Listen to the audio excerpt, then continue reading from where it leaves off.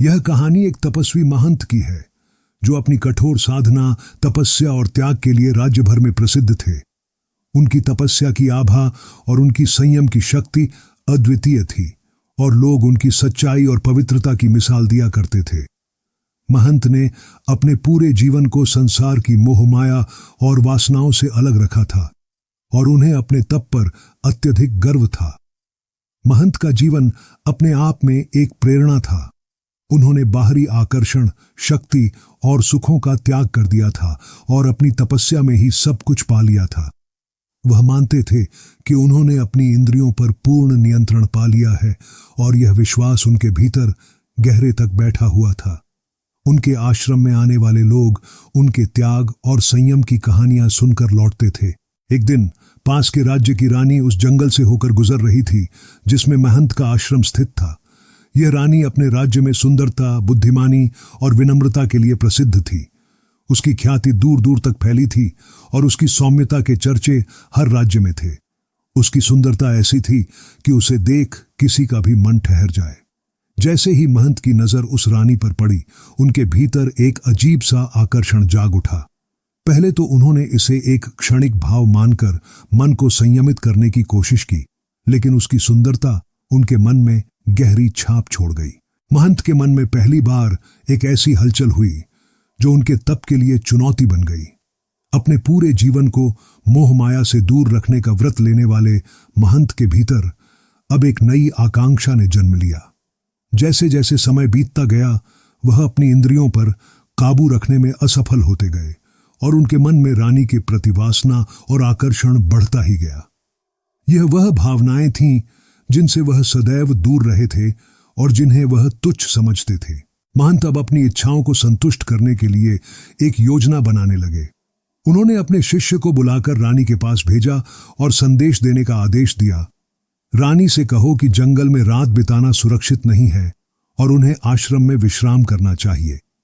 रानी महंत के तप और ज्ञान से प्रभावित थी और उनकी सत्यनिष्ठा के बारे में सुन रखा था, इसलिए वह आश्रम में आने के लिए सहर्ष तैयार हो गई। जैसे ही रानी आश्रम में आई, महंत के मन में दबी हुई इच्छाएं उनके नियंत्रण से बाहर हो गईं। उसकी ओर देखने का उनका दृष्टिकोण बदल गया। उनकी आंखों में एक अजीब सी चमक और चाहत की झलक थी।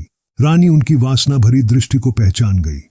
उसने तुरंत ही महंत के इरादों को भांप लिया और वह बिना कुछ कहे वहां से निकल गई, लेकिन उसके मन में गहरी निराशा और असहमति की भावना थी।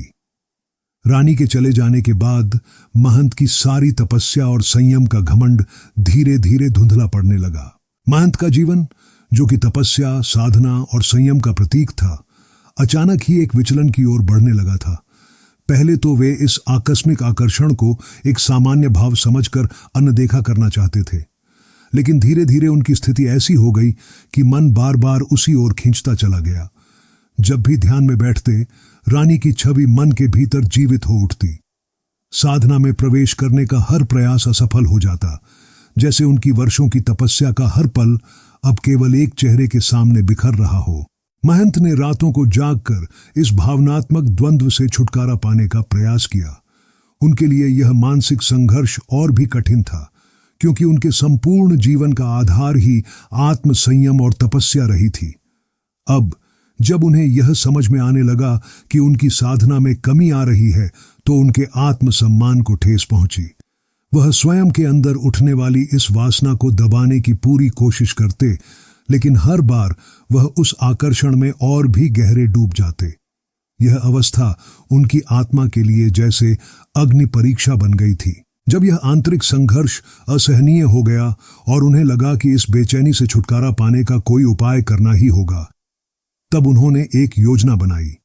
उनकी बुद्धि, जो इतनी कठोर तपस्या के बाद भी अब वासना के अधीन हो चुकी थी, ने एक अनचाहा रास्ता चुना। महंत ने निश्चय किया कि वह रानी के समीप किसी भी कीमत पर पहुंचेंगे, भले ही इसके लिए उन्हें अपने सिद्धांतों का ही त्याग क्यों न करना पड़े।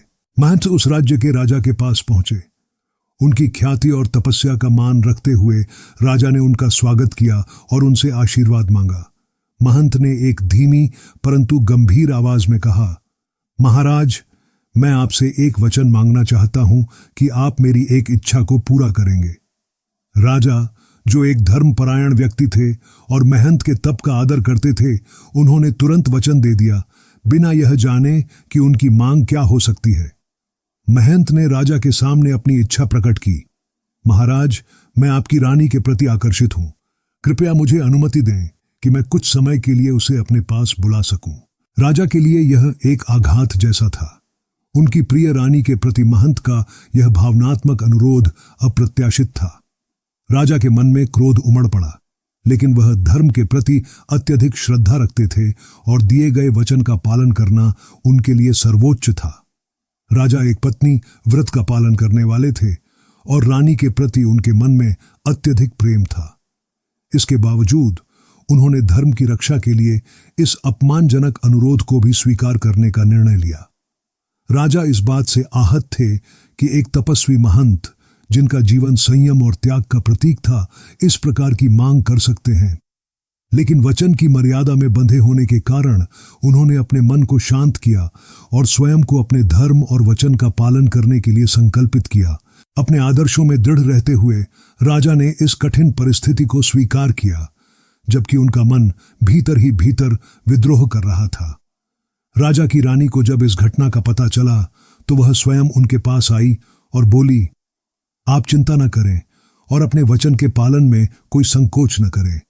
मुझे भेज दीजिए, मैं स्वयं इस परीक्षा का सामना करूंगी।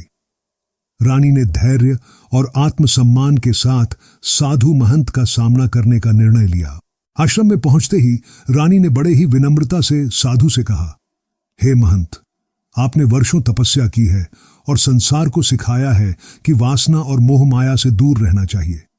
लेकिन आज मैं देख रही हूं कि आप स्वयं इन भावनाओं के अधीन हो चुके हैं। वासना हर मनुष्य के मन में होती है, परंतु सच्चा साधु वह है जो इसे नियंत्रित करता है, न कि इसके वश में हो जाता है। रानी के इन शब्दों ने महंत के मन को झकझोर दिया। उसकी बातें सुनकर उन्हें ऐसा लगा मानो किसी ने उनके भीतर के अहंकार और वासना को आईना दिखा दिया हो। महंत को अपनी त्रुटि का एहसास हुआ। उन्हें समझ में आया कि उनकी तपस्या केवल बाहरी थी, असली तप तो मन की इच्छाओं और वासनाओं पर विजय पाना था। उन्होंने अपनी भूल स्वीकार की, रानी से क्षमा मांगी और अपनी साधना में फिर से लीन हो गए, लेकिन इस बार अपने भीतर की गहराइयों को समझने का दृढ़ निश्चय किया। इस घटना के बाद महंत ने संकल्प लिया कि वह सच्ची साधना के मार्ग पर चलेंगे और अपने मन की कमजोरियों पर विजय प्राप्त करेंगे। रानी ने उन्हें यह सिखाया कि सच्ची आध्यात्मिकता केवल दूसरों को उपदेश देने में नहीं, बल्कि स्वयं के भीतर के विकारों को पहचानकर उन पर नियंत्रण पाने में है। अगर आपको हमारी ये वीडियो पसंद आई हो तो इसे लाइक और शेयर करना न भूलें, ताकि ये जानकारी और लोगों तक पहुंच सके। हमें कमेंट करके जरूर बताएं कि आपको ये वीडियो कैसी लगी और कौन से विषय पर आप अगली वीडियो देखना चाहेंगे।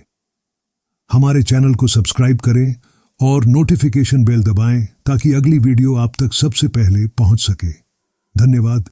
फिर मिलेंगे एक नई दिलचस्प कहानी के साथ।